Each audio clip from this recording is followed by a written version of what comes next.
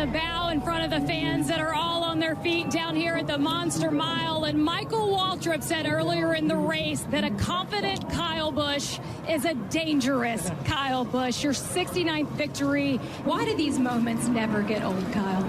Because you never know when the last one is, you know. Kind of haunting.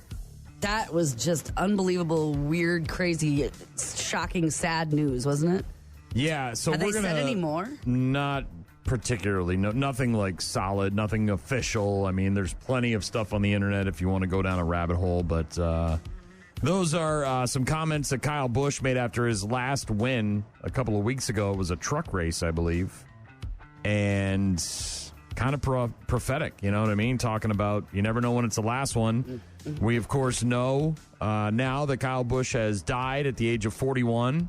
There was that race where he was asking for a doctor, was dealing with some sinus issues, which were compacted by the G-force in the car, said he wanted to get a shot afterwards.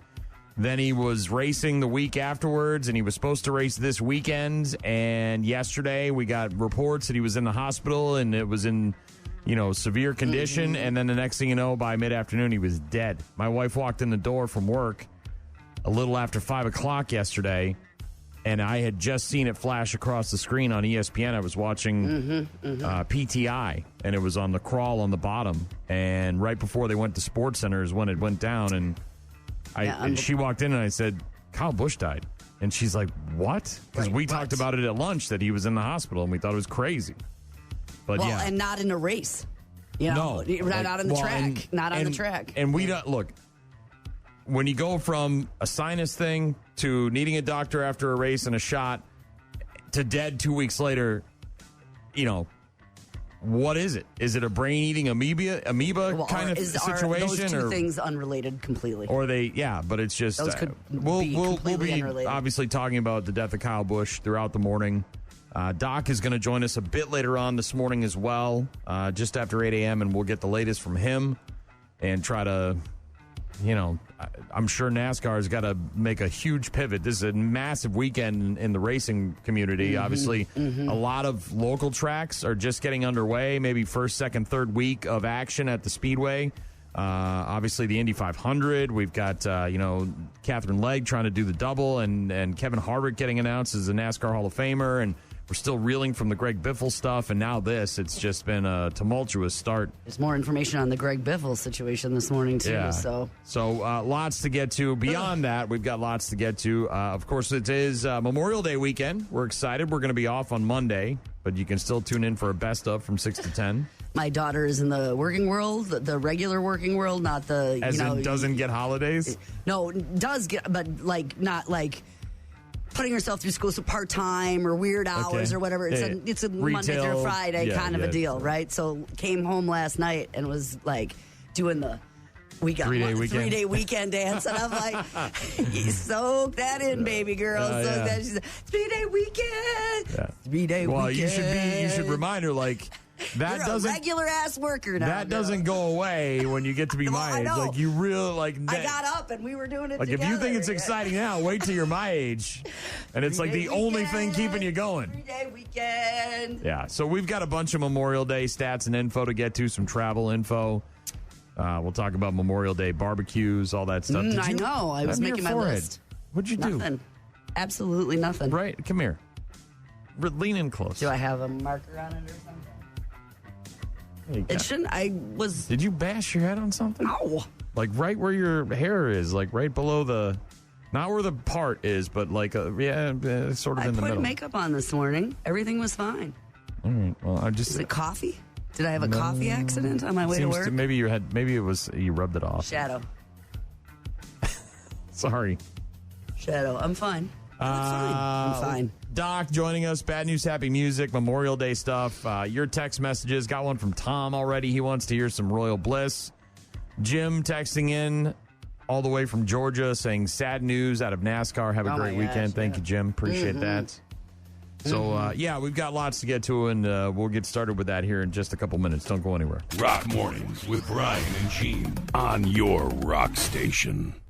I'm sure we all remember Nick Shirley. Hello, we'd like to ask where the money's going. What do you guys think about the fraud that's taking place here in Minnesota? I don't think anybody is enabling fraud to happen. Hold Governor Walz accountable for this. What was this money spent on? 1.26 million. What was that money spent on? There aren't any kids. Answer the question. Are there children? There's no children inside this building. Tons of videos, tons of protests, tons of violence, people getting killed, fraud. It's all over it's rampant, man. Minnesota sounds like a dump right now.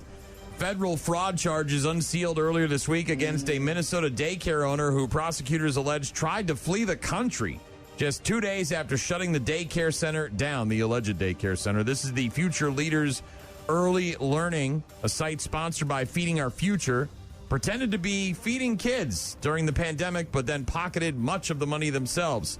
Fahima Mahmood, the daycare's owner, charged with 1 count each of wire fraud and conspiracy to defraud the United States through Minnesota's Child Care Assistance Program, CCAP. She is accused of stealing taxpayer money that was meant to help families feed their kids. Prosecutors allege her center at one point was claiming to serve 60,000 children monthly and falsifying invoices to justify reimbursement.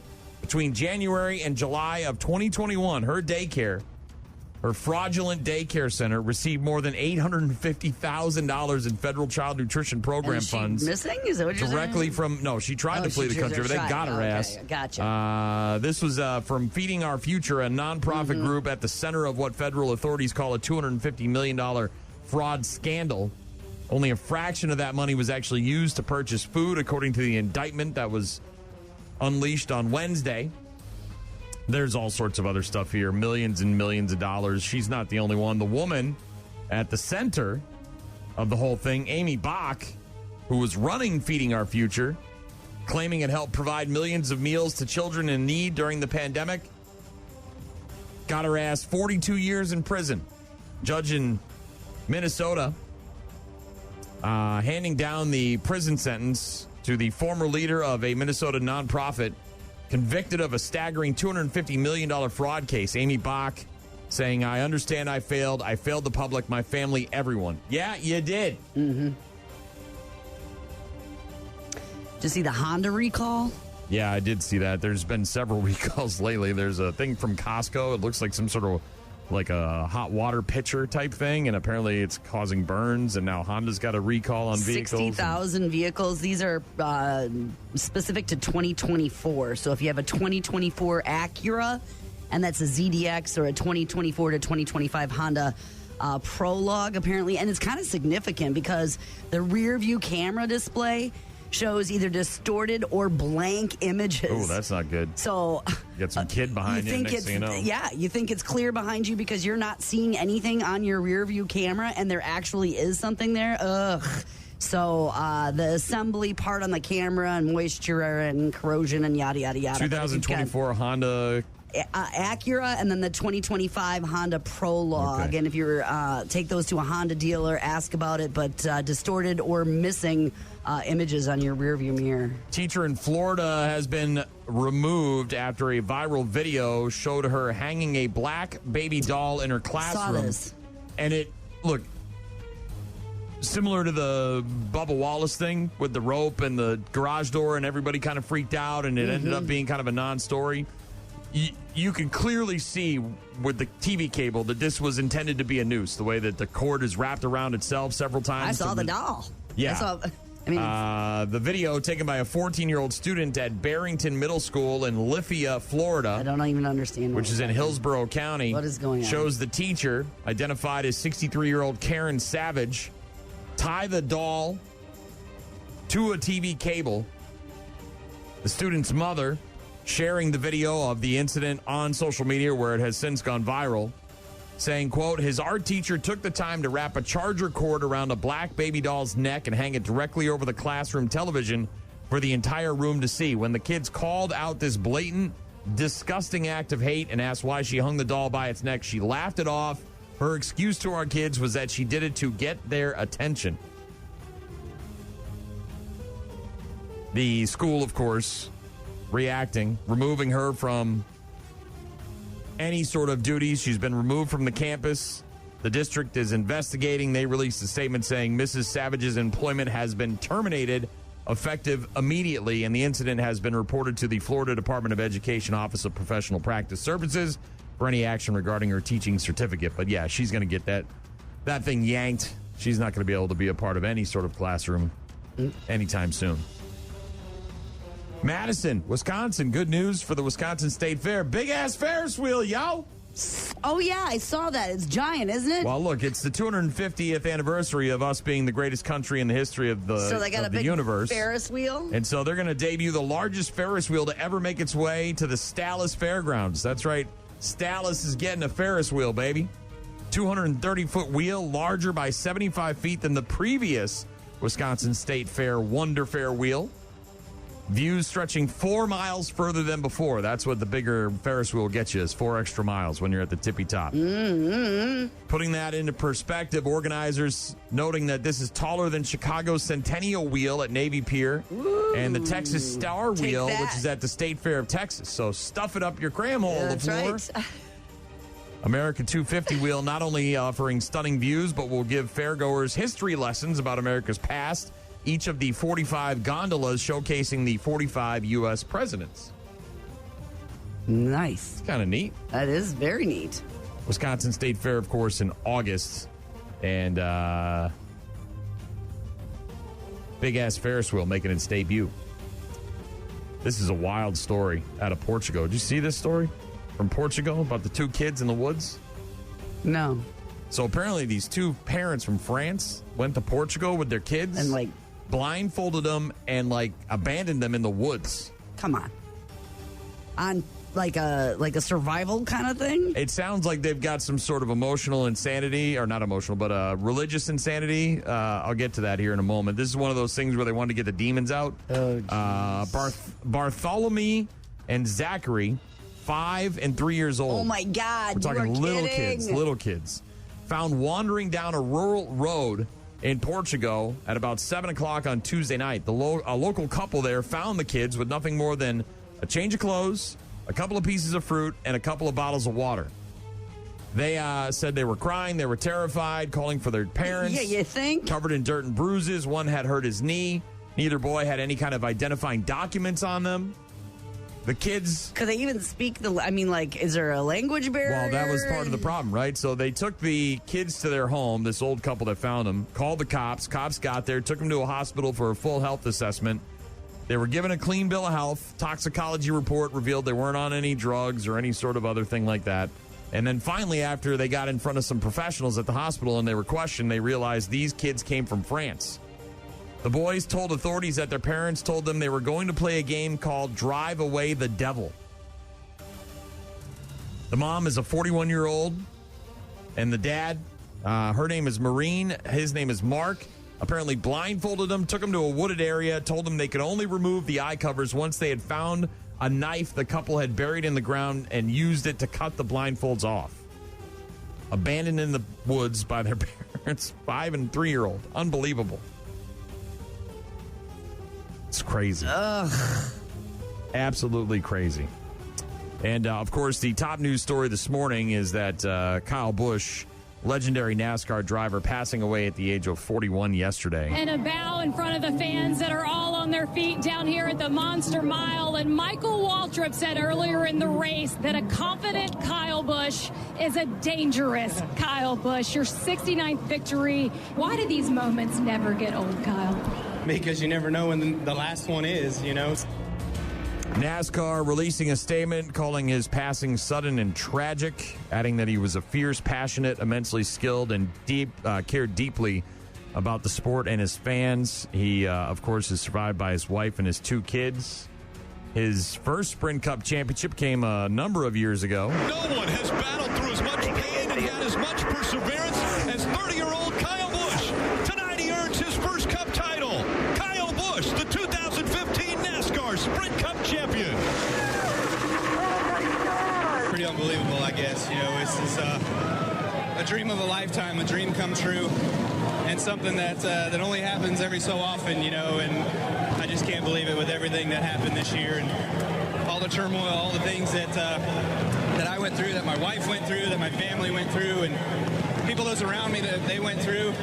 This championship is all for these guys, for my wife, family, and this is so cool. Woo! Yeah! Yeah, and as you heard there in that clip referencing the struggle that he and his wife went through, they obviously dealt with IVF and problems having children, and now leaving behind his 2 kids. That's got to be just gut-wrenching for the family. I didn't know this about Kyle Busch, but he was the first ever NASCAR driver to sweep a weekend.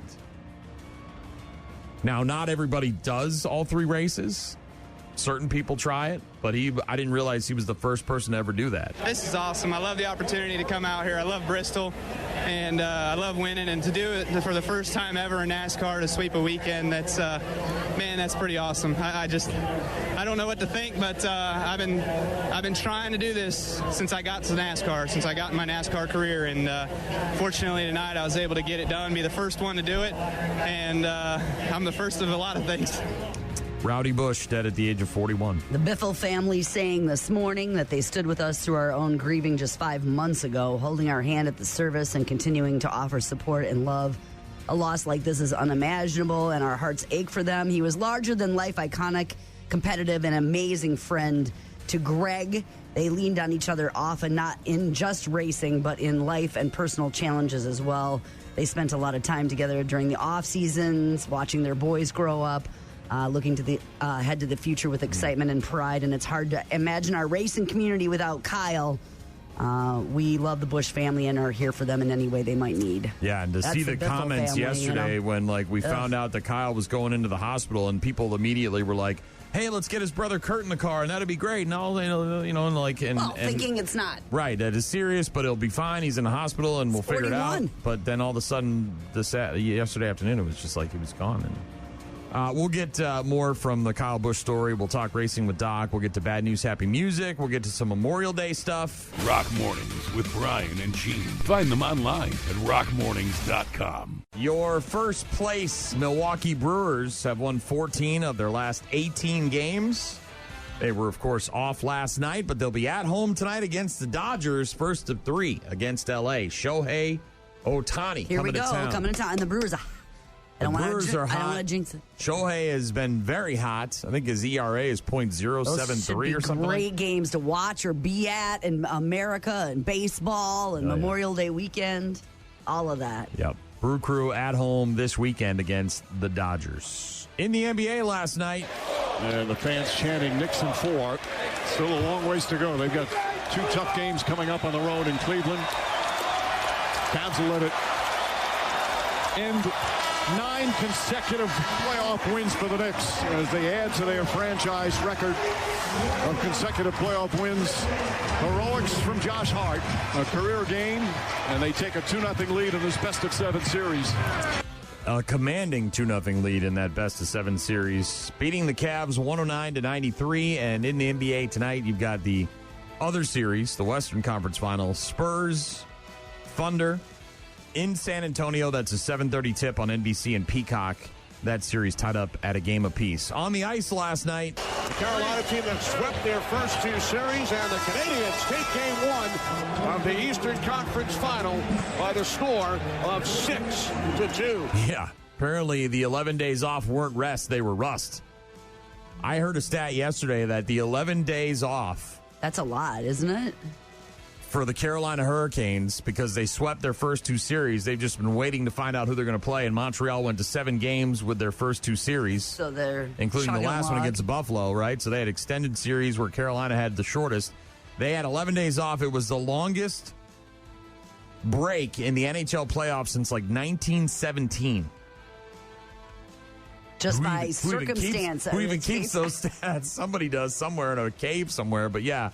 The 11 days off, not enough to get the Hurricanes a win. They got beat down 6-2 by the Canadiens last night. They poured in 4 goals in the first period, and it was pretty much over then, and would end up winning 6-2. They take a 1-0 series lead in the East. And tonight in the NHL, Vegas is at Colorado at 7 on ESPN. Game 2 of that series, the Golden Knights up 1-0. Elsewhere in sports, the Bears are apparently moving. They reiterated yesterday that they plan to leave Chicago. Indiana? As they continue to look at building a stadium in suburban Illinois or in Hammond, Indiana, a.k.a. Gary the of despair that is Gary, Indiana. They said, quote, the Chicago Bears have exhausted every opportunity to stay in Chicago, which is our initial goal. There is not a viable site in the city, and as a result, the only sites under consideration are in Arlington Heights and Hammond. So it looks like it's a done deal that they're not going to be in Chicago. They're going to be somewhere else, unless there's some sort of miracle. And the WNBA issuing a warning to the Indiana Fever after Caitlin Clark was not initially listed on the team's injury report, but was a late scratch because of some back soreness shortly before their game on Wednesday against the Portland Fire. The head coach of the Fever, Stephanie White, said before the game that Caitlin Clark woke up on Wednesday with stiffness and soreness in her back and did not practice on Tuesday. And instead she got treatment and going through some workouts after the practice. WNBA teams are required by the league to report player injuries, illnesses, and absences, as well as their participation status by 5 p.m. local time the day before all their games. And they did not do that with Caitlin Clark. I'm sure they probably said, well, we'll see how it is in the morning, and then we'll go from there. And when she woke up on Wednesday... Or she woke up with it. Well, no, she had it on Tuesday. That's why she skipped practice. But wasn't so bad and was that they getting thought, treatment and so working out. But then they probably said, well, we'll wait till Wednesday and see how she feels when she wakes up, and then we'll make a decision about her status for the game. So they got a warning from the WNBA. Rules, man. Freaking rules, man. We're going to talk to Doc, aren't we, about the racing world and Kyle Busch and our friend Shorty from Florida, who, of course, also passed away about a week ago. It's just been hit after hit for our friends in the NASCAR and racing community. So, yes, we are going to talk racing with Doc after 8 a.m. We'll get to that. Bad news, happy music, all sorts of other stuff. If you want to get in touch with us, please visit the website, rockmornings.com. Alex texted in, said, morning, guys, it's Alex. We're on our way to have a baby. Holy cow, and you're emailing or texting us? Yes. Wants to hear some typo negative for his partner. Yeah. That gets you in the mood for having babies? Little Christian woman? You know, whatever they want, you let them have that, is what you do. I'm getting the thumbs up. I can play some typo. It is World Golf Day, by the way. Today would be a good day to play some typo. Hey, good luck today, and it's a good day to have a baby, isn't it? No. It's a good day to have a baby. It's a good day to have a baby. Friday, you're doing crying and never. Good day to have a baby. Congratulations. Good luck. It's good for other people. Good luck. Not for me. Rock Mornings with Brian and Gene on your rock station. This show has been a joy for us to do for you. In fact, we call this show the Joy Machine. We call it the Joy Machine because to do this many shows, it has to be a machine. But the thing is, if you choose to do it with joy, it doesn't hurt as much when your fingers get caught in the gears. On night one of the Colbert Report back in the day, I said, anyone can read the news to you. I promise to feel the news at you. And I realized pretty soon in this job that our job over here was different. We were here to feel the news with you.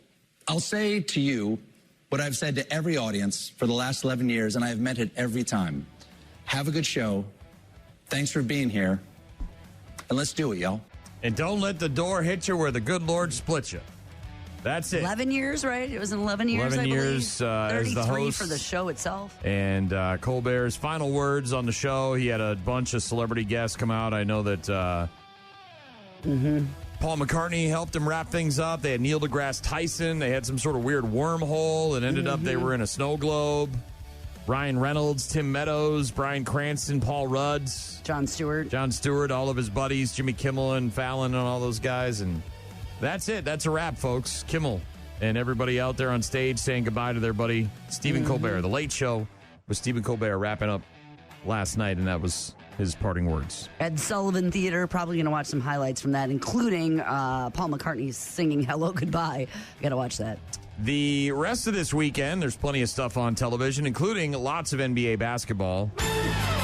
Starting tonight on NBC, the Spurs hosting Game 3 against the Thunder. Then tomorrow on ESPN, it's Cavs and Knicks Game 3. That moves to Cleveland. Knicks are up 2-0.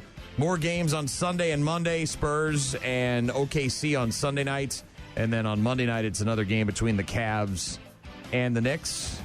Tonight on CBS, a lot of season finales as we get into the summer. First season finale of Sheriff Country, followed by the fourth season finale of Fire Country. Also on CBS tonight, the first season finale of Boston Blue. Over on HBO Max today, the streaming premiere of The Bride. The movie starring Christian Bale as Frankenstein's monster. Just got released on DVD earlier this week. Now it's making its streaming premiere on HBO Max. And that'll be tonight, or today, I should say. Over on Peacock today, the streaming premiere of Kill Bill, The Whole Bloody Affair. The uncut, unrated Kill Bill Volume 1 and 2, along with some new anime sequences added. Her code name was Copperhead. Mine, Black Mamba. Kill Bill, The Whole Bloody Affair, streaming now on Peacock. Talked about that last weekend. It was on one of the lists of, we were going through like movies to see, and and it was on there. I hadn't seen it, and I'm like, it's violent, but it's real good. Also on Netflix today, a new comedy called Ladies First, starring Borat as a kind of a chauvinistic male boss. Freaky Fridays himself up against the light pole and ends up waking up in a world where women are in charge. It's called Ladies First. The clients want to increase their female market share. Above all, women just want to feel heard, right? I think they want to be heard. Alex, I'm in the middle of an idea, but it's so good to have you in the room. I really appreciate it. God, what a punchable face. Hey. There you go. Can you tell us what happened, love? You on any medication? The pill? The pill? Look after that pretty face, all right? What? Ruby, give me an ice pack. Shall I pick up your dry cleaning as well? She's a lady. Damien, what are you doing in my office? What are you talking about? This is my office, Damien. Please. Don't laugh at me. What is this? Jesus. Good Lord, he needs to knock one out. Mm-hmm. This is not my house. Now look, Beatrice the Third. My sperm, my choice. My sperm, my choice. Ladies First, a Freaky Friday version of a man and woman swapping. What's that on? It's on Netflix. Okay. And it's got Borat in the title role, or the main. The man. And Rosamund Pike, who was the chick from Gone Girl, is the boss. She plays it like one of his employees in the first part, and then she becomes the boss when he flipped up world. When he wakes up. Mm-hmm. CBS on Sunday night, the first season finale of Marshals, followed by the third season finale of Tracker.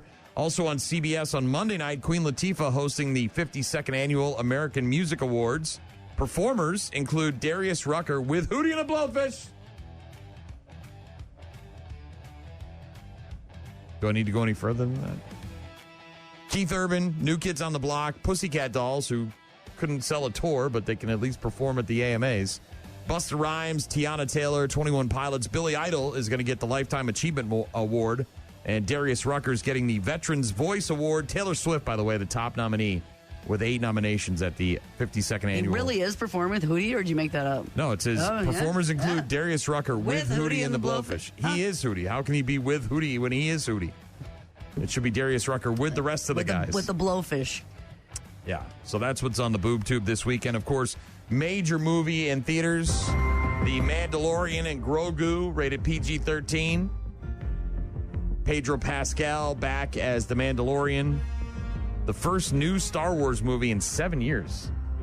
Has it been that long?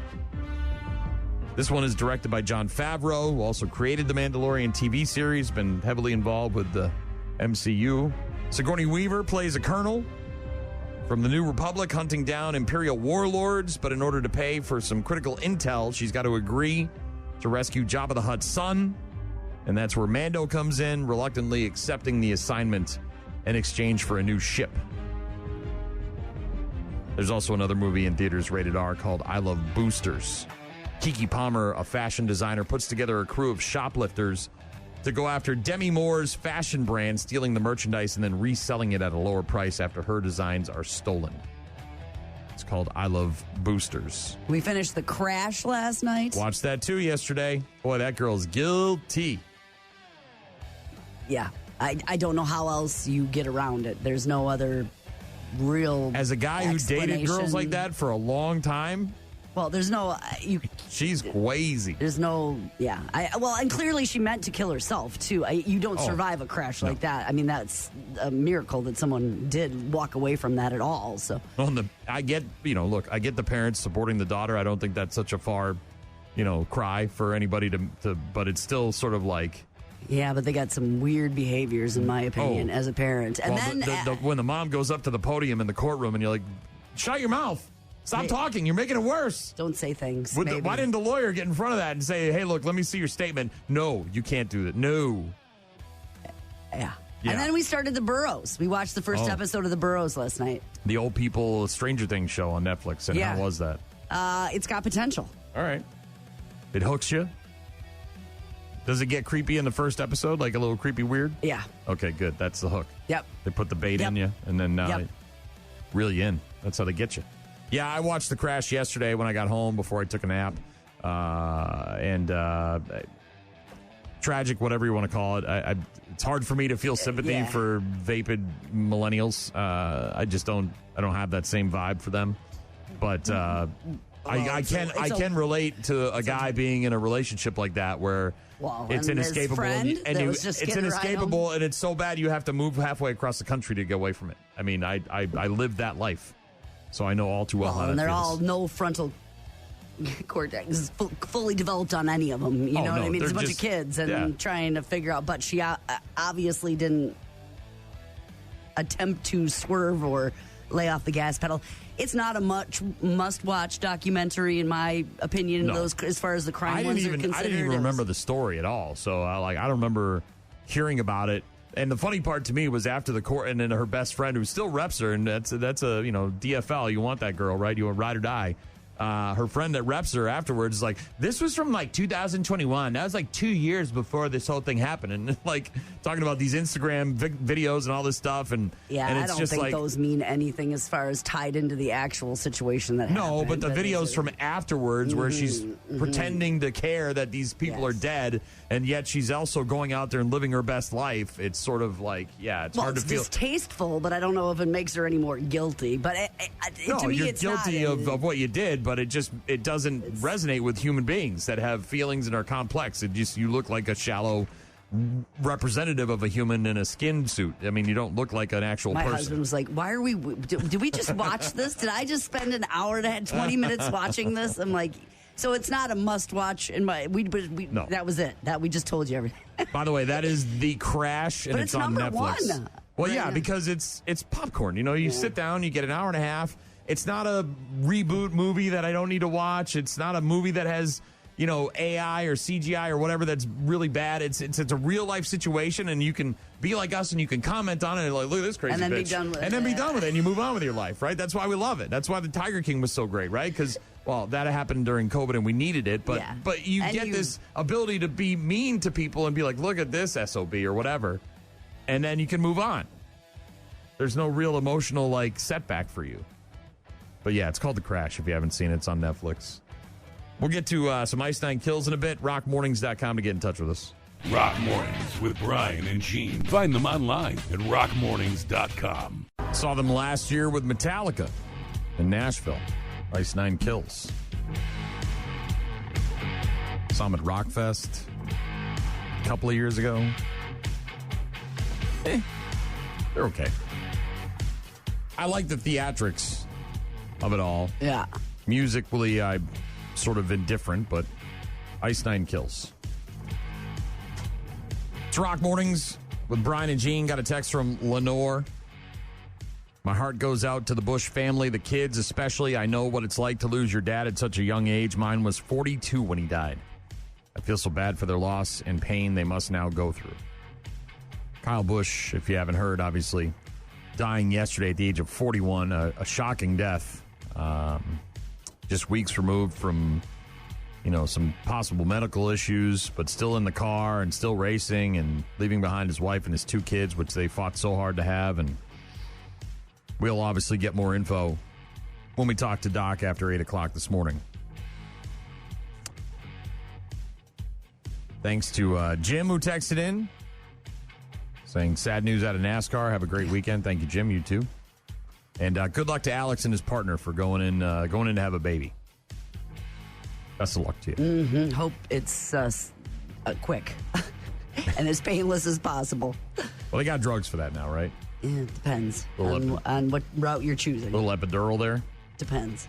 A officer in Denver is retiring. A canine officer named Adele retiring after her 8-year career and helped, apparently during her 8-year career as a Denver canine officer, Adele helped seize over $1 million in narcotics in those 8 years. She's good at her job is what she was. Yeah, she's hanging up the leash. Canine Adele retiring after 8 years as a narcotics detection canine in a tribute to the retiring dog. The police department said Adele has always given her all, and her record speaks for itself. Adele, without a doubt, has made an extraordinary difference in keeping our community safe and has truly earned her reputation as the top dog. One of its highest performing canines, helping their department remove over $1 million in street value narcotics from the city over the course of her career. No nonsense, Adele. Her work led to the recovery of 12.748 kilograms of cocaine, 23.115 kilograms of meth, and a whole bunch of other drugs.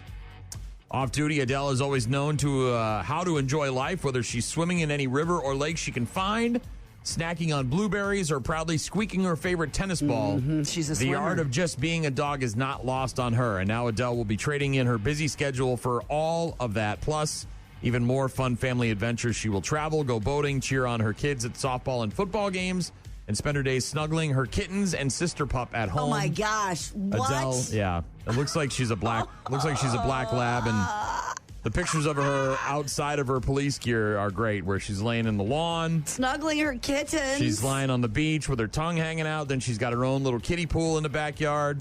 Yeah, Oh, I'm in Canine love. Adele hanging it up after 8 years with the Denver Police Department, and Business in the front. I'm Like a the mullet. canine. Like a mullet. I'm business. I'm on the street. I'm taking down criminals. I'm working hard, and I love swimming and hanging out with kittens and my people and squeaky toys. Yeah. Party in the back. Another officer, this one is in Tennessee, is being called a hero after running into a burning building to save a family. I'm so glad Marla went. His grabs her. And he was willing to go back in, too. And I was trying to tell him that no one else was there, but he was going back up. I did thank him that night, and he's just shrugging it off like it's just another day at work, but that's my whole daughter. Chattanooga Police Department Officer Rogers being called a hero. He was first to arrive on the scene of an apartment fire earlier this month, and when he heard people inside, he didn't hesitate. Kicked down the door, ran in, rescued a mom and her 2 kids from the fire. Was even ready to go back in if needed, but everybody was already out. Dude, you already got everybody. We're good. In the end, nobody was hurt in this apartment fire where this officer saved this mom and her 2 kids. Rogers carrying 4-year-old Marlo Blaylock out of the building while her mom, Rachel, followed closely behind with her 10-year-old son, Charles. I kept thinking, how was I going to get 2 kids down the stairs? She said he immediately took action, grabs Marlo, willing to go back in. I was trying to tell him that no one else was there, but he was going back up. And there's body camera footage of this guy attempting to fight the flames himself using a fire extinguisher. Nobody injured in the fire. The Chattanooga Police Department noting that officers are not specifically trained as firefighters, but Rogers, of course, embodying the oath that the officers take to protect their community. Yeah. Wild stuff, man. Rock Mornings, Brian and Gene. Going to talk Memorial Day. It's coming up on Monday, of course. Today is Chardonnay Day. Is that your jam? Summer jam? Like some chilled in a glass on a warm summer night. You do like little pieces of frozen fruit in there? No, I do not. Okay. Excuse me. Sorry, Don't I'm drink not a wine. sangria person. No idea what that means. I don't Got like the very fruit. upset about that. Don't. It's not a combo I enjoy. So National Chardonnay Day, National Craft Distillery Day. Go have some craft distilled vodka or gin or whatever. Mm-hmm. As I mentioned earlier, it's World Goth Day, so listen to some goth music. Maybe break out your black lipstick and some really dark eyeshadow before you head to work. National Solitaire Day. You play on your phone, don't you? No. No, okay. I got way more. I got Candy to Crush. You got Crush and Candy. I got King Journeys to take. I got all sorts of stuff. I got Piggy Kingdoms and all that. Yeah. It's also Vanilla Pudding Day. Not unless you're sick. Yeah. World Goth Day. We'll get to some requested music in just a bit. Doc texted in earlier, wanted to hear some Slaughter, Fly to the Angels. We'll and be talking to him. We'll get to that in just a couple minutes, and we'll talk to Doc after 8 o'clock. Rock Mornings with Brian and Gene. Start your day with Rock Mornings.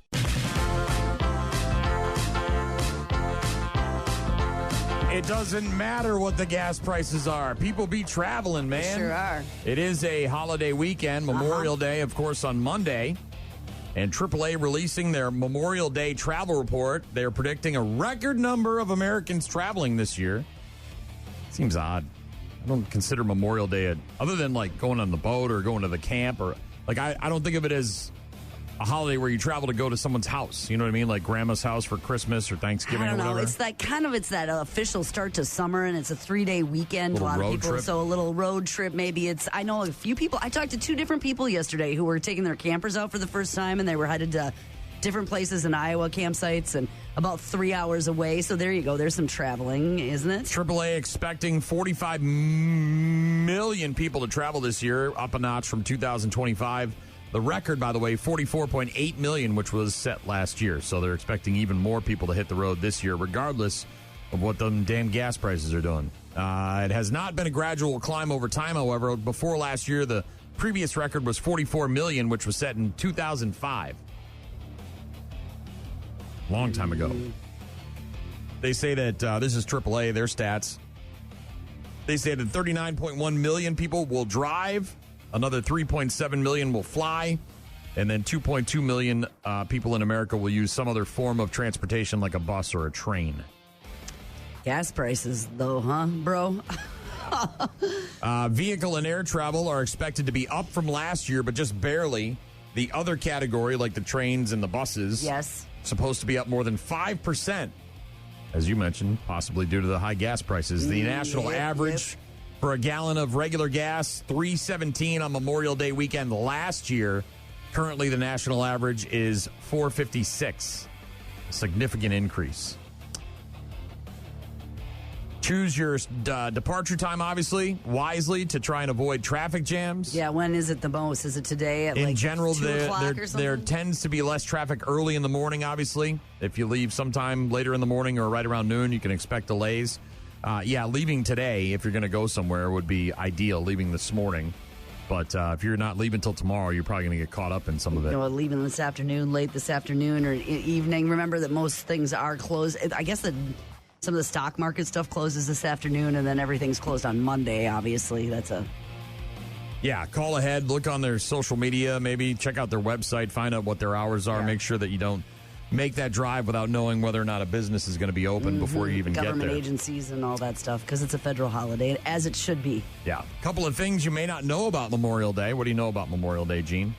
Why do we celebrate Memorial Day? Why do we commemorate? It's what is it to for? honor our fallen soldiers. That is correct. Commemorates the men and women who have died while serving in the United States Armed Forces, whereas Veterans Day is the day where we say thank you and we honor all who have served. By the way, I didn't know this until just recently, but at 3 o'clock on Monday, that's when it's supposed to happen. Yeah, there's a moment of silence at 3 o'clock. That. Okay, sorry. No, it's all good. I just learned that recently. Yeah. The exact moment of remembrance on Memorial Day is at 3 p.m. your local time, so it doesn't matter what Central Style. So just take a minute at 3 and where you're supposed to pause and remember the brave men and women who died. Moment of silence in service to our nation. Memorial Day, of course, always observed on the last Monday of May, which is the 25th this year. May 25th, by the way, is the earliest that Memorial Day can occur on the calendar. It always falls between the 25th and 31st.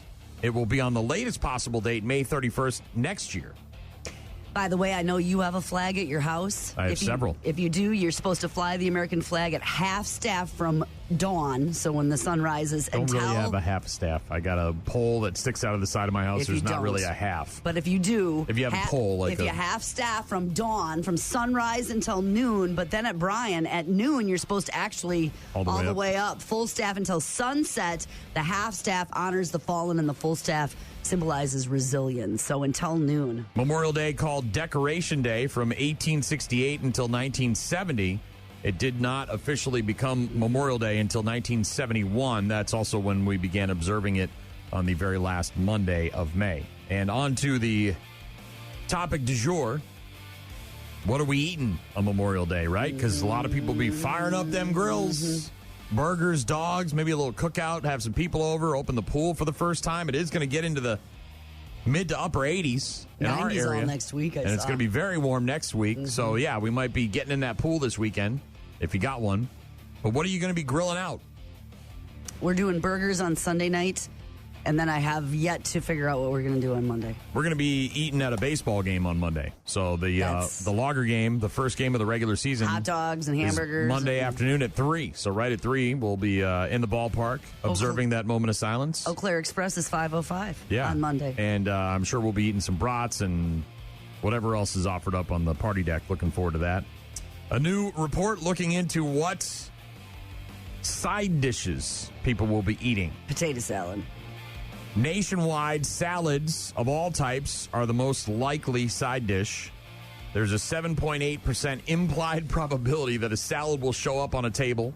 Well, that's a wide net there. Followed by potato chips at a 5.8%. Some sort of chip. Yeah, chips are easy. Pickles are next, followed by asparagus. It's a season, I think. That's why. Mac and cheese, then elote, then cowboy caviar, and then nachos. The 5 states who are most likely to get a homemade salad this Memorial Day are New York, California, Hawaii, Arizona, and Nevada. The 5 states who are most likely to get a store-bought side, like potato chips or a jar of pickles, whatever that is, Ohio, West Virginia, Indiana, Kentucky, and Missouri. By the way, if you go to this website, rotogrinders.com, I have no idea what it actually does, but you can scroll down, see what state you're in, find out what the most likely side dish is. And in Wisconsin, by the way, it is asparagus. I think it's plentiful and it's the season. So people I don't are think like, that is a side dish. That's a vegetable. I wouldn't like. You wouldn't call it a side dish? No, when I think of when you say side dish, you know what it is. Potato salad, beans, coleslaw, baked beans. Right, baked beans. Pasta salad, potato salad. Mac and cheese, not the star, but not the veggie. Yeah, it's still not a the side, roll, I guess. not the dessert. Yeah. I don't know. I don't think of asparagus as a side. By the way, most communities have a Memorial Day celebration of some sort, including a morning parade. Check out your schedules for that. Museum events, civic services. Those are all things that are in your community where you can stand alongside veterans and active duty personnel on Monday. I believe our local parade is in the morning on Monday and heads to the cemetery. But look for those celebrations and ways for you to get out and honor the fallen. Text from Doc bright and early this morning said, I think Slaughter's Fly to the Angels would be appropriate sometime this morning. How about right now? Rock Mornings with Brian and Gene. Find the daily podcast at rockmornings.com. That is requested Slaughter for Doc, Fly to the Angels. Slaughter. Still out there doing it, man. I think they're at Bratfest this weekend, aren't they? In Madison? Are they really? I saw Bratfest getting ready the other day. I know our friends in Royal Bliss are going to be there. I think Bobaflex is playing. And I'm almost 100% positive that Slaughter is playing at Bratfest this weekend in Madison. Look it up while you're doing things here. The Brewers off last night. They'll be at home tonight against L.A., the first of 3 against the Dodgers. Knicks over the Cavs last night in the NBA, 109-93. They take a commanding 2-0 series lead in the Eastern Conference Finals. And tonight you've got the Thunder at the Spurs, 7:30 on NBC and Peacock, Game 3 of that series, which is tied up at a game apiece. On the ice last night, the Canadians pouring in 4 goals in the first period. Ended up with a 6-2 win over the Carolina Hurricanes, Game 1 of the East Finals. And then tonight it's Game 2 of the West Finals with Vegas at Colorado, 7 o'clock. Golden Knights up 1-0 in that series. As we deal with the tragedy of the death of Kyle Busch, a legendary NASCAR driver. Just serious illness. That's still all they're saying. Still haven't hospitalized earlier this week with a serious illness and passing away. Yeah. As we deal with that, the rest of the NASCAR world celebrating a little bit yesterday as Kevin Harvick, who won the 2014 Cup Series Championship and then got 60 races in the top level of NASCAR driving, was selected to the Hall of Fame earlier this week. What a day to be selected. Along with former teammate Jeff Burton and Larry Phillips. The induction ceremony, by the way, January of 2027. Total number of Hall of Fame inductees will be now 73. That was announced on Tuesday, so at least he had a day or two before the Kyle Busch news came out. But, yeah. Eagles linebacker Nolan Smith Jr. arrested on Friday of last week, accused of speeding and reckless driving in Georgia. Thankfully, he wasn't in Florida because they got that super speeder law, and you'd be in big trouble, mister. He was clocked going 135 miles an hour in a 70-mile-an-hour zone on the interstate at about 10:30 at night. He made bond, was released about an hour after he was booked. The court date for the case set for July 14th. He would not need to appear if he just pays the fines associated with the citations. That's what's going to happen. Oh, going to pay them fines.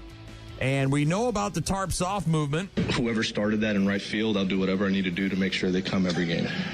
Because that was awesome. Not only them, but everybody that showed up today. That was a fun environment. It's awesome, and it creates an environment where it's not only filling this place up, it's making it a tough place for other teams to come in and play. And by the way, Tarps Off is guys with their shirts off with a rally. It's like a rally towel with their shirts. And this is not new. This has been a part of sports for a long, long time. But they it's sit together, don't going viral now. Well, they sit together because that's where the Cardinals want them to sit. They have been aware of the Tarps Off movement, featuring shirtless fans congregating in the right field bleachers and cheering loudly and proudly for their team. And earlier this week, the St. Louis Cardinals officially endorsed the movement. Starting with Wednesday's game against the Pirates, the upper right field bleachers dedicated to Tarps Off fans so they can bring the high energy to the game. No matter where a fan's paid seats are for the game, they will be welcomed into the section under the assumption they will join in with the rest of the Tarps Off bros. So you could pay, I don't know what the cost of those tickets are in the bleachers, but if you can find a ticket that's even cheaper, you can get in cheap. You can go and watch the game in the right field bleachers with the rest of the dudes. If you're have a willing to beer, take have a hot dog, and tarp off. You can tarp off. You can do that all night long, Gene. And later today, actually, not sure if you knew this, they did it last year. They're going to do it again. It was so great. They're going to do it again. Repeat. They are going to repeat it. The 6 Wienermobiles that are out there on the road. Yeah. They're at the Indy, aren't they?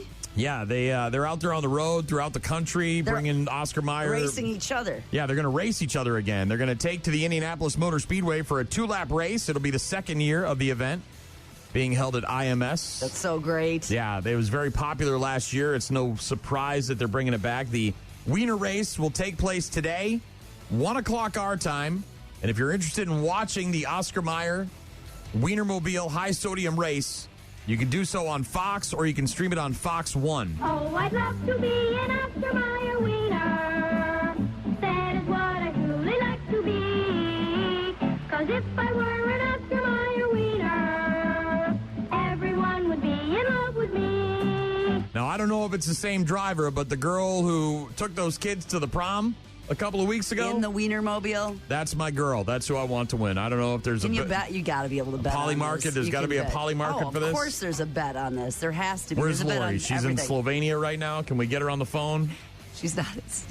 Transylvania. Amsterdam. She's in Transylvania getting her blood sucked out. She's just a horse racer better. She's not a car better. Hey, Bratfest in Madison. Yes, that's this weekend. Kicks off today, as a matter of fact. Lots of live Bobaflex music. plays tonight. Hell yeah. 7 o'clock tonight, by the way. Bury me with my guns on. Then tomorrow for Bratfest, this is in Madison. You can find out more at bratfest.com for tickets and parking and all of that stuff. On Saturday, you've got... it's free, right? Broadfest is free? Like all the music's free? I think so. Like you got to pay for food and drinks, but I don't think you got to pay to get in. There's parking and transportation and but hotels. You don't have to pay to get into the event, right? I think it's a giving back thing where there's donations and all of that. My least favorite thing to do. Slaughters at 6:45 on Saturday. All night. Followed Sleep all day. by Great White. Ooh. At 8 o'clock. This is your jam, man. They're at 6:45 and 8 o'clock. Oh. And then on Sunday is our Once friends. bitten, twice shy, Gene. Our friends on Sunday night, Royal Bliss will be playing at 4:40 in the afternoon. On Monday? Yeah, on Monday. Oh, all right. If Madison was 40 minutes closer. No, I'm sorry, Sunday. Sunday. Okay. Sunday. Yeah, I think it's only today, tomorrow, and Sunday. They'll I don't be think playing it's at 4:40 in the afternoon on Sunday. All right. Yeah, if it was half hour closer, we'd maybe make the trek. They got parking abilities, shuttle buses, all that, maps and directions, and if you find out, if you Bliss want is playing in Iowa tonight, I believe, somewhere. I think Cedar Rapids. Then they're going to be at Broadfest on Sunday. Bobaflex. Mama, don't take my drugs away. What? You're a good singer, Brian. That's what everybody says. You're a good singer. Did you hear the cheers I got when I did Vanilla Ice at my birthday party? It was just you want to talk tarps off. Left before Thanks. you. Thanks for the support, friend. I left before. I saw your wife sing. That was angelic, but I left before Thank you for the support. I appreciate it. Took the mic. I appreciate it. The friendship. Gotta go. Which doesn't surprise me with the way you treated me with the paella. So that's all right. Everybody else cheered me on. Departing. Everybody else loved it. You missed out. Okay. Well, you know what? Which one do we want? Bliss or Bobaflex? Oh, man, that's a... 6-7? 6-7. Which one do you want? We'll do it next. Which one do you want? Probably Bliss. All right. We'll do some Bliss, and we'll do it right after this. Rock Mornings with Brian and Gene. Weekdays, 6 to 9. Our good friends in Royal Bliss playing in Madison this weekend for Bratfest, along with Bobaflex and Slaughter and Great White. Who else is there?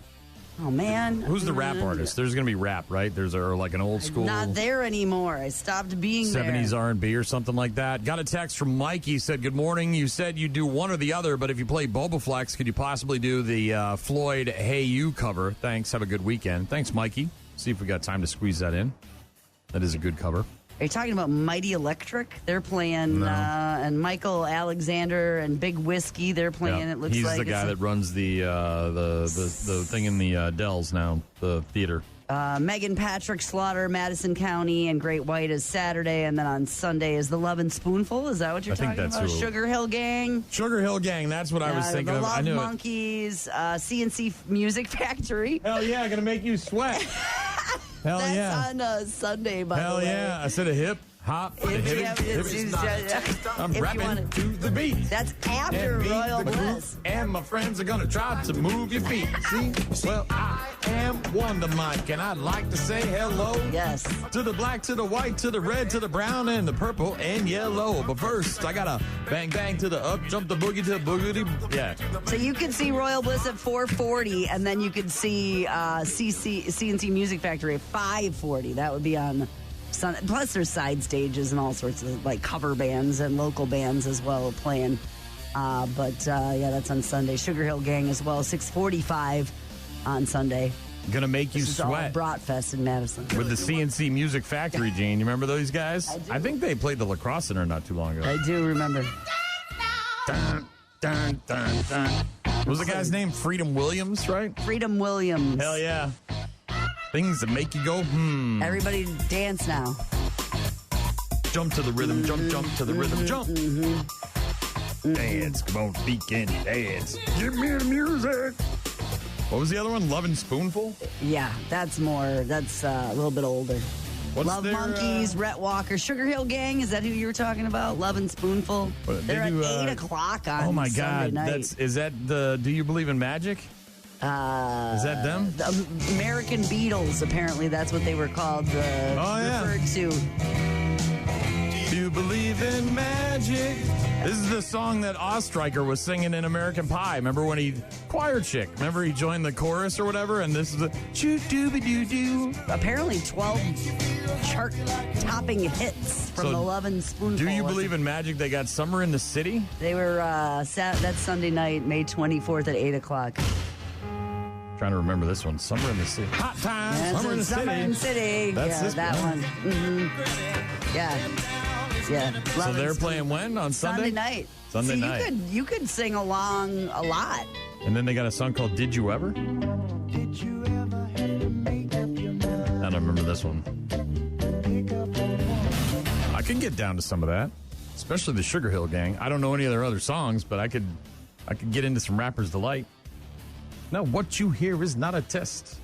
Speaking of summer, tell me about it. You got a big project coming up this weekend. You're going to be working on your mudroom, huh? Yeah. So we've got this our garage is detached, and you walk across the cement patio and a little sidewalk to get to our house. And then when you enter the house, there's this little room, and it's mud porch or mud room, what people call it, right? There's a shoe rack and some hooks to hang coats. There's our recycling bin back there, our dog food container, some shelves with just stuff on it, the brooms, the mops, that kind of thing on this room. And it's not 4 seasons. So while enclosed, it's not heated Cold or in the winter. anything. So it's cold in the winter. And over the years that we've lived there, the paint is all cracked and it needs to be scraped and painted. We're going to put new indoor-outdoor carpet because it's real old and got ruined over the years. And, let me guess, this project originated from?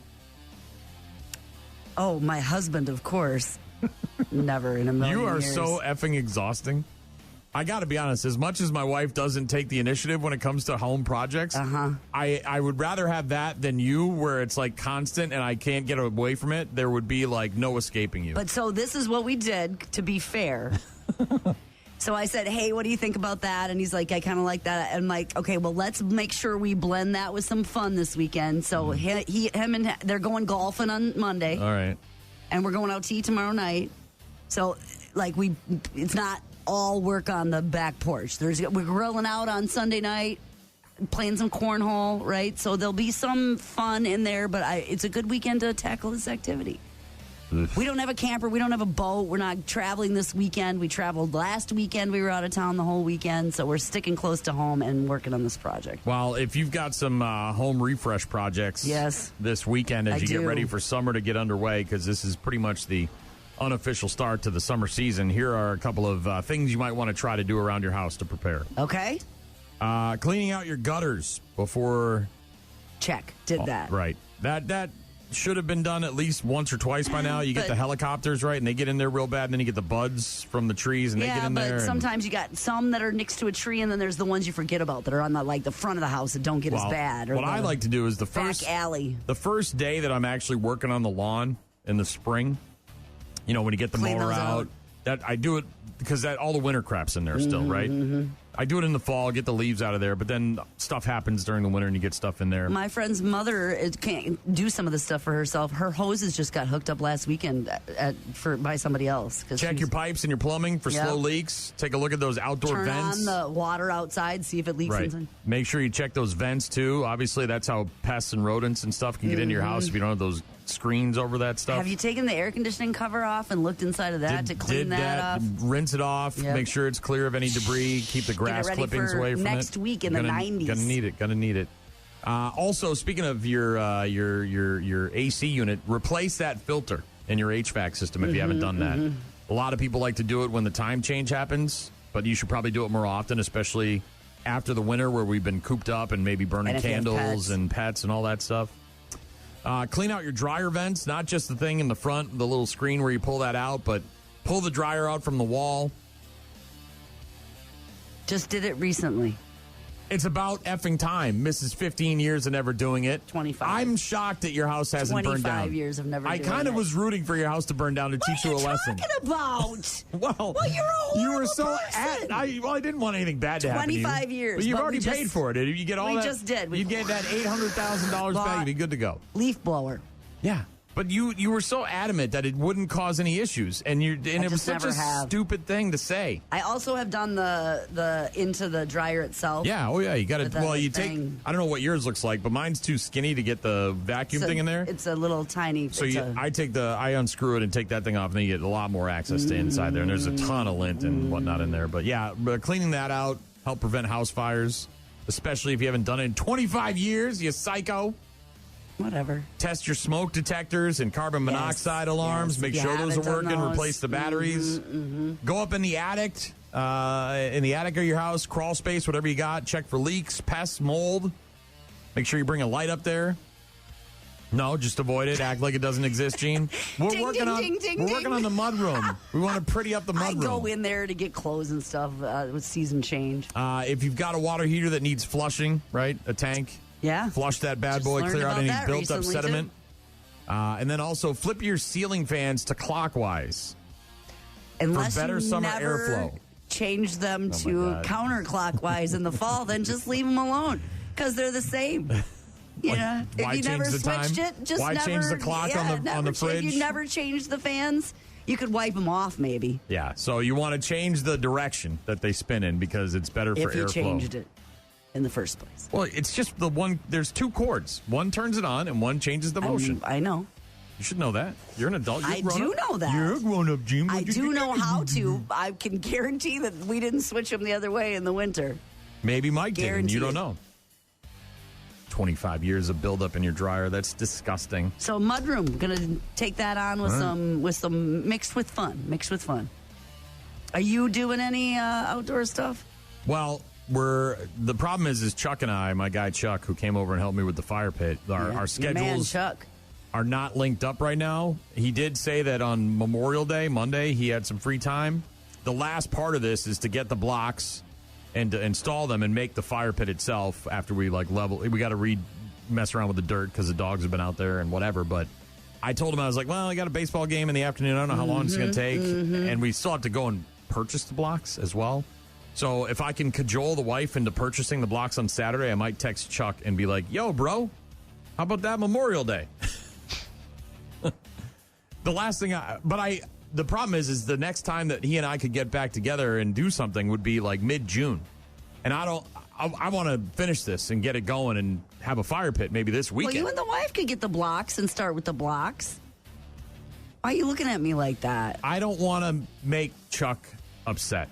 All right? How would you make Chuck upset? Because this is a Brian and Chuck production, all right? And we have Buck, Bo, Chuck. And we're not messing around. I'm not going to piss Chuck off because I worked with my wife on this thing. Bring your wife in and get the rocks and bring my wife wants nothing to do with helping me make this fire pit. She wants to sit there and enjoy a beverage and watch the fire pit. She wants nothing to do with helping me. You nothing. Go get it, though. Nothing. Have you met my wife? Unload that. Have you met my wife? The thing in it. You can have it done by the end of the weekend. It's so heavy. Get her some gloves. She's got gloves. No, you never. That's not going to happen. Stop it. You're an idiot for thinking that. Well, enjoy That's your even holiday. dumber than your dryer take. Holiday Your weekend. dryer take is dumb. Thinking my wife is going to help me make this fire pit a reality is even dumber.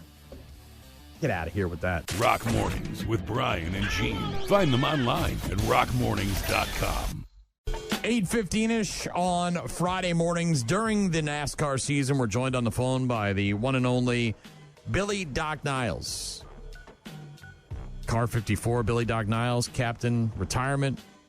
Mr. Pfister, our good friend, joining us on the phone, a.k.a. this guy. Happy July. It's happy Memorial Day. Yeah, celebrate Memorial Day. And it's on Monday. Hashtag this guy. I'm kind of anal. That's what all the guys at the campground say about him. Hashtag this guy. You're getting us through by listening to Bill. Mwah.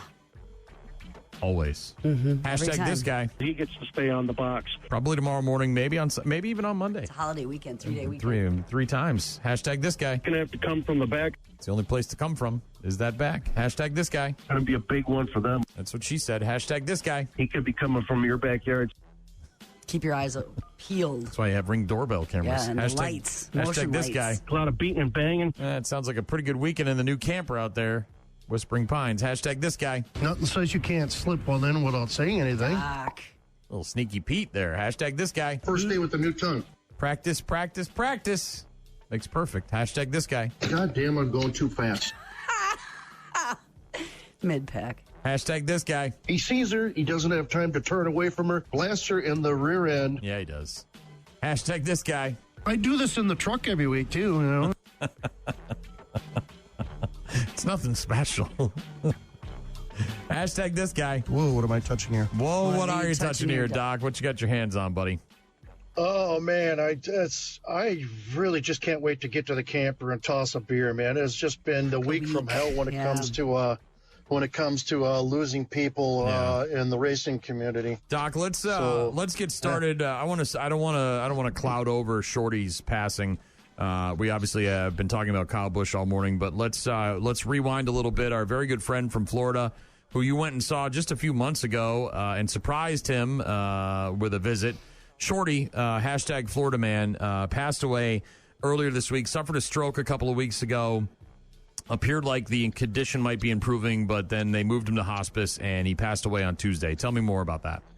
Yeah, that's basically what happened in a nutshell. He was, you wondered that, this was 2 weeks ago, you wondered why he hadn't texted in yet. Well, then we found out why. He really wasn't feeling well and called his wife later that morning, said, I don't feel good. And she said, you don't sound good, calling the ambulance. Well, by the time the ambulance got to him, he had already suffered the stroke.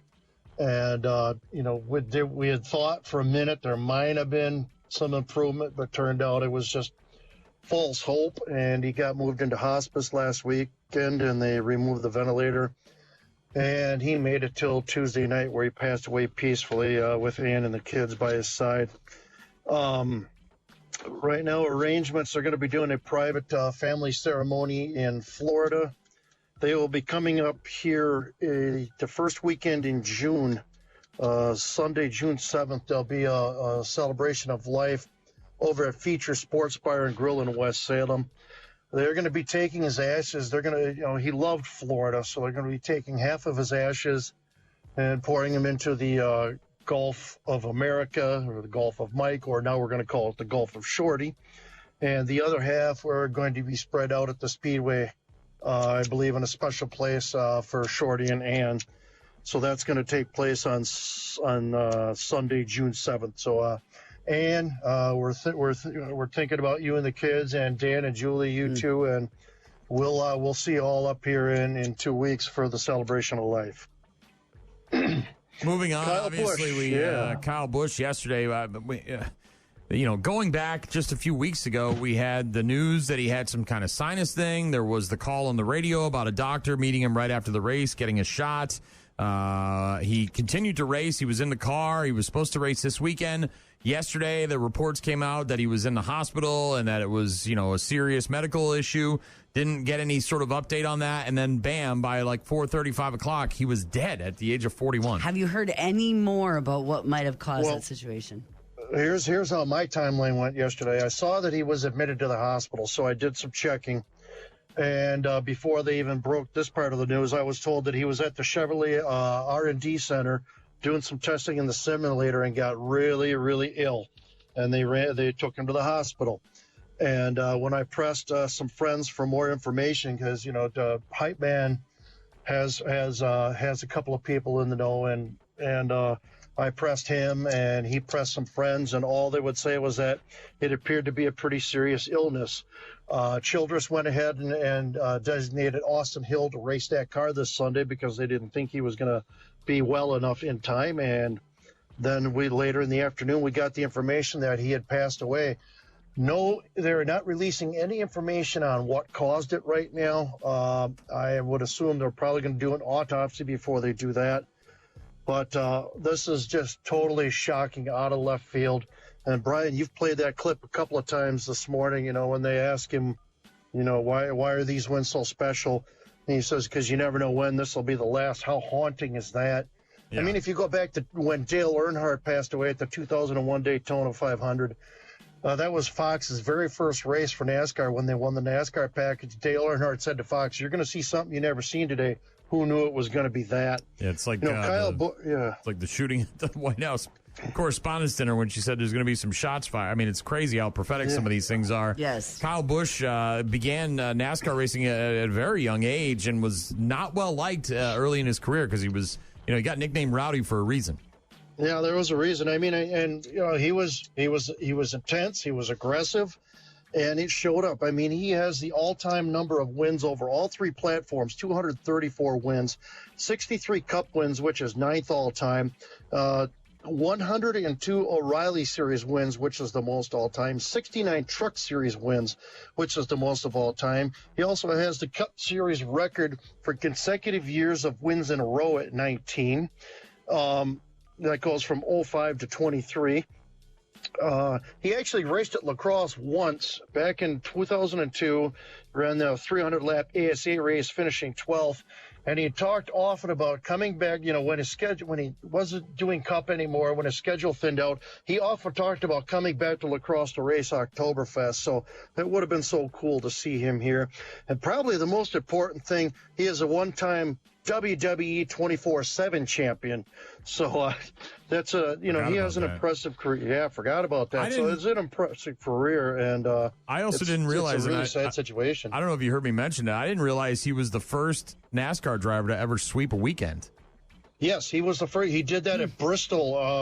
I can't pin down the date. It was a number of years ago. Yeah, it was a number of years ago, but he was the first one to ever sweep a weekend, and I think he's done it twice in his career. So these are amazing stats, some that may never even be touched again. One other sad note we got to mention, condolences to former sportsman driver Dwayne Stark from West Salem. Ran for several years in the old hobby stock and sportsman class at lacrosse before he transitioned into being a pretty darn good crew member for a bunch of top late model teams. And he ran a pretty good auto body shop there in West Salem. Dwayne passing away suddenly this week. He was 72. Let's do some happy news for once here. Congratulations to the 2027 Hall of Fame inductees, Kevin Harvick, Jeff Burton, and the late Larry Phillips and Lisa France Kennedy. They will be inducted into the Hall of Fame this January. And we're going to touch briefly on this one. Catherine Legg will be doing the double this weekend. She's the first female ever to attempt the double. She qualified 27th for the Indianapolis 500, so she'll be starting, I believe it's the 9th row then, come Sunday morning. Then she's going to get on the plane, fly to Charlotte, and rode the NASCAR 600-lap race. 39 entries in that, so she will be guaranteed a starting spot in that. It is the biggest race of the year for NASCAR as far as mileage is concerned.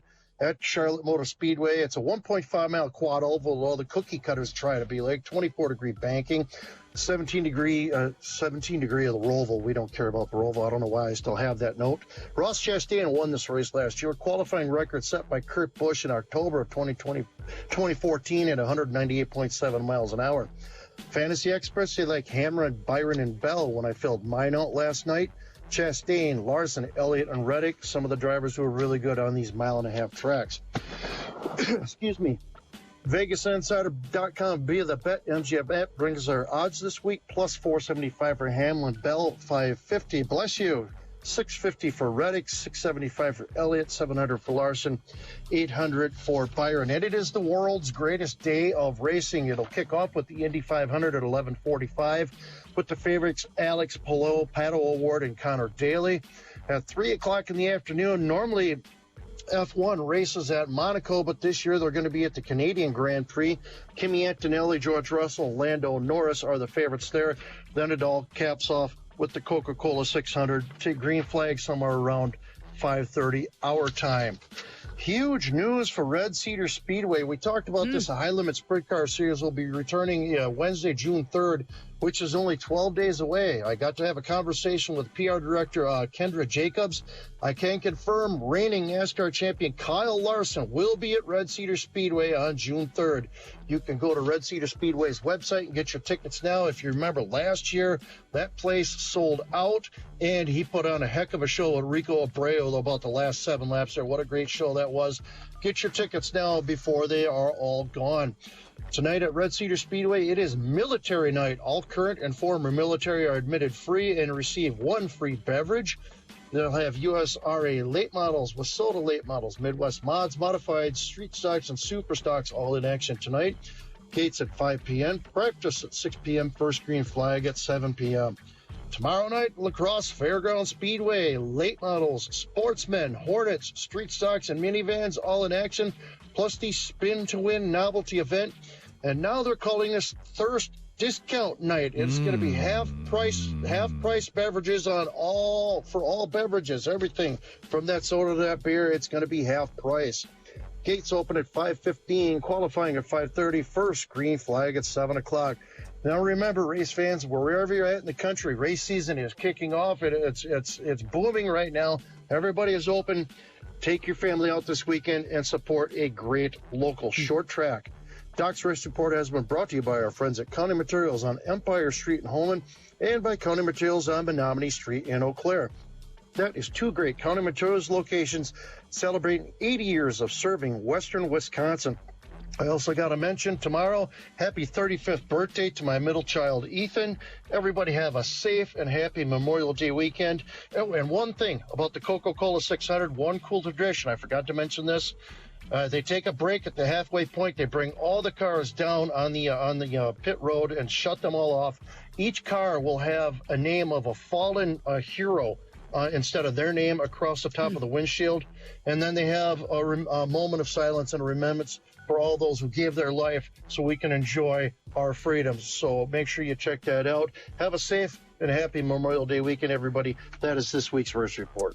Doc, always a pleasure. We'll talk to you again soon, okay? Try to have a good weekend, buddy. You bet, guys. You too. DOC each and every Friday during the NASCAR season. Sadly, a lot of tragic heavy news this week. Lots of news from Doc this morning. We'll get to bad news with happy music, and we'll do that next. Rock Mornings with Brian and Gene. More from Brian and Gene is coming up. You're about to enter a beautiful, exciting, wonderful new world. A cockroach living in your nostril. Now that's just nasty. Add in some haven't pooped for 30 days. Poop is raining from the ceilings. Poop. And sprinkle in some hashtag Florida Man for flavor. Florida man. Florida man. Florida man. Florida man. Florida man. Florida man. Florida man quits his Burger King job, steals all of their chicken nuggets. It's bad news. Bad news. With happy music. Let's rock. Oh, Florida, don't change. Never, ever change. You're so delightful and wonderful and full of awfulness, and we love you for it. It's the amount of people that maybe move there and the heat and the humidity and the gators. I don't know. I think what it's makes... just a vortex of everything, Gene. It's like a goulash, right? Mm-hmm. If you took everything in your fridge and you put it in a pan or a pot and you boiled it, and then you just get some rando crazy-ass stew, right? All the cheeses and butters and leftover onions and tomatoes and whatever else you got in there. Yeah, the South. I mean, there's the highways where you're just driving it, and the only thing, it's just a road. It's strip malls. That's all it is. And there's no, like... What's the first rule of Fight Club, Gene? I don't think you're supposed to say anything. The first rule of Fight Club is you do not talk about Fight Club. The second rule of Fight Club is don't talk about it. You do not talk about Fight Club. Now, this isn't necessarily a fight club in a classroom, but when the teacher is directing some students to slap another student because they're misbehaving, that is kind of fight club-ish. Well, look, the teachers can't carry out corporal punishment anymore. So they're telling the other students to? Look, I can't put my hands on these kids. I'll get in trouble. You can. But these kids can put their hands on these other kids. So I would like you to put your hands on them. A middle school teacher in Florida, apparently frustrated with a misbehaving student, repeatedly asked students who wants to slap him, which resulted in a child striking the other boy. What did the 5 fingers say to the face? What? Slap. Is there anybody else in this room that wants to hit this kid besides me? Step right up, everyone. Take a slap at this misbehaving child. Judith Clark is her name. She's accused of child abuse without great bodily harm. School officials learned of the incident the following day. Deputies began interviewing students about what allegedly occurred. Cops repeatedly said that Clark repeatedly asked the victim to stop talking during instruction in the 6th grade classroom. Yeah. Now, look, I get it. That's probably extremely infuriating. But that's what the principal's office is for. You send them there. She's probably done If you're not going to stop talking, then go to the principal's office and talk to them. Done that a million times. Apparently, she was so fed up with the boy, she allegedly asked the class, who wants to slap him? No one volunteered, and the boy just kept blah, blah, blah, blah, blah, blah, blah, blah, blah, blah, Nobody blah. volunteered, and so then Not the first go-around, but then the teacher asked again the very same question. After receiving no response, Clark then instructed 2 students to close the classroom window blinds. It's about to get dark in here. And then directed another student to strike the victim. According to witnesses, the student complied and gently slapped the victim across the face with an open hand. The boy who slapped his classmate told deputies he felt compelled to do so and was afraid of disobeying Clark. He'll not face any discipline.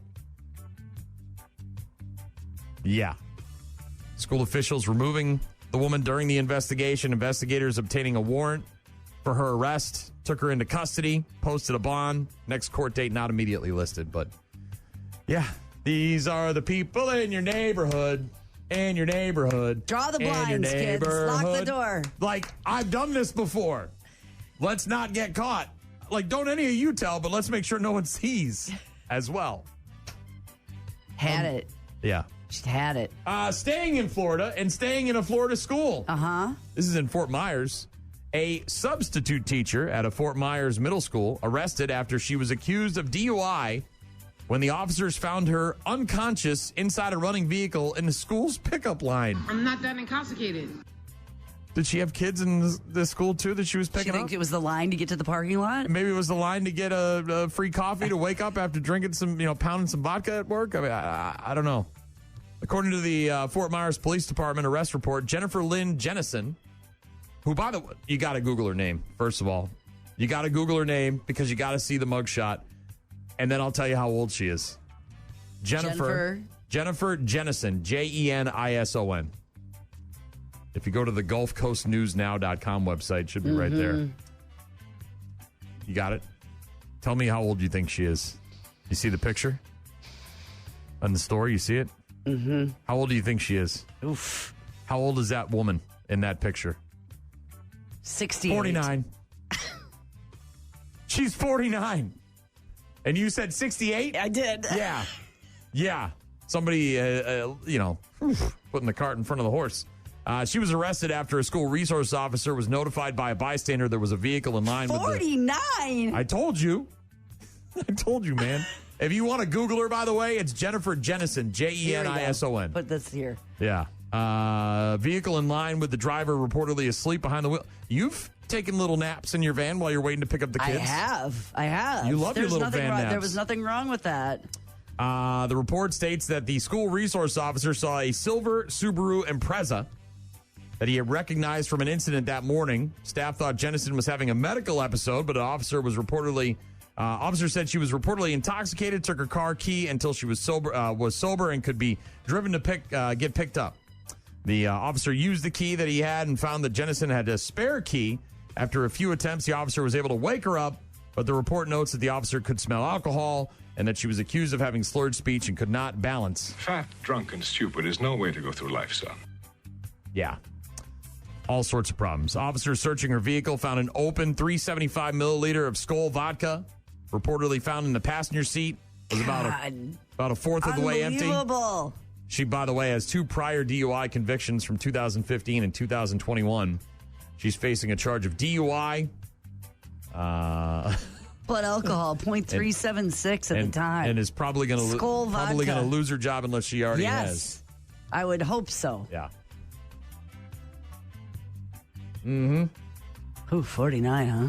Yeah, I told you. That's a hard 49, Gene. Rode hard and put away wet. That's Jennifer Jennison. I don't know if that 49. saying still goes around I'm 50, anymore. man, and I looked at her and I'm like, oh, that's old. I'm older than her, and she looks old to me. If that is still a saying anymore, but this video went viral a couple of weeks ago. There was a former McDonald's manager in Massachusetts who was putting French fries in her mouth and then sticking them in the fry box. I remember. She apparently also spit into the box of the French fries, I think, before she put them in there. Well, she's now been charged. Former McDonald's manager Kaylee Santos charged after police say she contaminated French fries served to her ex-girlfriend in the drive-thru. Online, and I live in Southbridge, so of course me and my friends were talking about it, and we're like, well, that's embarrassing. Who would do that to somebody, regardless if it's your ex or not? That's your place of business. That's where you work. Just seems really inappropriate. Court documents allege that Santos spat into a fry carton and then placed the fries in her mouth. I'm not putting it in my mouth. Into the order before handing it to the customer, her ex-girlfriend. Police say the customer identifies as Santos' ex-girlfriend unknowingly ate the fries after only ordering 2 soft drinks. So she got the fries for free and then said, oh, hell yeah, free fries, and started chowing down. I wish you could see how far open my mouth just was. Yeah, no excuse for any of that behavior, but maybe a different location to go get your fries and your soda than the one where your ex-girlfriend worked. Yeah, maybe she didn't know. I have no idea. I don't know what the situation was with the girlfriend. I don't want to victim blame her. I'm not just saying. I'm not saying any of that. I'm just saying. Well, maybe she's crazy too, right? Like going there to harass her, right? And then this is what you get, bitch. And the fries and the mouth and the things and the stuff and ugh. She's obviously been fired from her job, but she's also now been charged criminally. Yeah. Well, which is it, baby? Spits or swallows? Yeah, serving the DNA. The spitty fries. DNA. Well, DNA I'm sure fries. They did some DNA stuff before. DNA fries. Probably did some DNA stuff before, Gene. DNA fries. I'm loving it. Is your DNA in these fries? The video yes, originally recorded on a Snapchat account showing Santos inside the Southbridge McDonald's kitchen area saying, when your girlfriend wants French fries today, right. She wants French fries today, right? Before then grabbing the fries, putting them in her mouth, and then putting them in the fry carton. At the end of the video, another voice can be heard saying, dirty bitch. Me? Don't even want ketchup or ranch with those. No, nothing's going to save those fries. Nothing. Last but not least. I got to be honest. I don't know if I would. I don't know what this guy's situation is, but I feel like if I was a landlord and I had access to multiple places. He was going into people's apartments and what? Rifling through their underwear? No. Do he have cameras up? He's peepholes? He's peeping Tom? Nope. A couple renting a apartment, a home actually in Michigan. He's voyeuristic. He's watching. No, is he watching? No. Other way around. A couple renting a home in Michigan say that their landlord came over to do some repairs while they were gone and ended up redecorating a woman's walls instead. He had a lady friend over in their apartment? And they must have some sort of camera system in the house, and they caught him in the middle of the act. This guy's in there banging away on Darla while the couple is out, and he's supposed to be fixing the fridge or the stove or whatever. He walked back and forth through here naked and might have been trying to make a sandwich, but I don't know. It's creepy. She just pointed the phone to me and I seen him just doing what he was doing right here in our house. It was live footage. Oh my God. Time stamped and everything. My wife, she's germophobic, so I had to most definitely clean it before she even stepped in this house, period. Too comfortable, so I know for a fact that somebody that comfortable, what else could be done? It's gonna be hard. I'm gonna probably write some languages on the back of the check for him to transfer to him. Special memo. Yeah, special memo. Languages on the back of the check form. How about some free rent for that, buddy? The voice you heard there is And Javon Crawford. He's one of the tenants. Said he was at the hospital with his wife when they started getting notifications on their home security camera. Checked the footage, saw their landlord in the nude banging a woman on some of their furniture. This guy says he and his wife watched in horror as their landlord made himself very comfortable. It's the landlord. Kudos to this guy. Apparently the sex lasted about an hour. Guy even went into the kitchen and made himself a sandwich, all in the buff. Protein. You got to have some more protein. You got to refuel, baby. Tank's empty. You got to get some. Get some more protein in there. Okay, name. Austin Danger Powers. Sex? Yes, please. Saves renting a hotel room. Yes. Well, look, maybe that's... I'm assuming this is like a side thing for him, right? Or just a random side hustle. Or it's his wife. I don't know. This doesn't sound like a wife thing. Like, hey, come on over. I got this apartment I got access to. Right? No, this sounds like maybe a side piece or like a one night stand or whatever. But this guy was supposed to be over there fixing some stuff, and he was fixing doing some stuff. Yeah, he was. That's some black light. They got to get a black light and search their apartment. Now you got to look all over. Oh, you got to move out. Nope. Burning couches. Nope. You move out. Moving. No, you're moving out. Yeah. You can't have this guy have access to your place. Yeah. A guy had access to our place. We didn't have cameras, never knew if we did anything, but he was a toe sucker. Toby the toe sucker. Toe sucker? Was our landlord. He would suck the toe of the lady that lived across the hall from us for get cheap rent. Cheap rent. Hell yeah, I'd be all. Toby would go. If I could go to Servion Mortgage right now and have them people suck on my toes and get cheap mortgage, I'd be all about it. Everything always smelled like cooking meat from her apartment. She was always cooking like meat, like pot roast and meat and things like that. And then Toby would suck her toes for a rental discount, she would proudly tell everybody, "Oh yeah, Toby." Get some money off your rent. Ah! Toby. Giggity. Toe sucker, landlord. Oof. Keys to her apartment. Yo. Steve texted in. This was called a code red in the movie A Few Good Men. What was that in reference to? We've talked about so many things, Steve. You got to be more specific. And I don't remember that movie all that well, to be perfectly honest with you. Got a text from Christina who said, "Good morning. Hope to see you at Schweckerfest Sunday night. Schwartles and Eckers, Schweckerfest. Don't worry, I'm going to be there. We've got my wife and I are in the Grenadier Corps now for Oktoberfest. Had our big meeting last night. You're going to be marching, aren't you? And we've got a parade in Arcadia for Broiler Days on Sunday. That's fun and community-oriented. Tips off at 1:30, and then right afterwards, we're going to go to Schweckerfest, which is in Trempealeau, obviously, out there, where Schwartles and Eckers are teaming up for a little get-together with some food trucks and some music and some beers, and that's my jam. Code Red and A Few Good Men is a hazing or punishment. It's that teacher. Oh, is the that slapping with the windows closed and I don't the think door that was locked. hazing. That was more of like trying to Discipline get this kid to shut up. underperforming or non-compliant soldiers. And this That's is what why he's this is why I don't referencing. deal with That's kids, why man. that's That's why why you can't deal with kids because kids are bad. They're terrible to deal with. Brian in Colorado says, "Good morning, everyone. It's my birthday tomorrow. I was going to ask if we could play some Party Hard by Andrew WK. Prayers to the Busch family, though. That's crazy. Yeah, it is. Yeah. Thanks for all the other texts. Lenore, Marnie earlier this morning.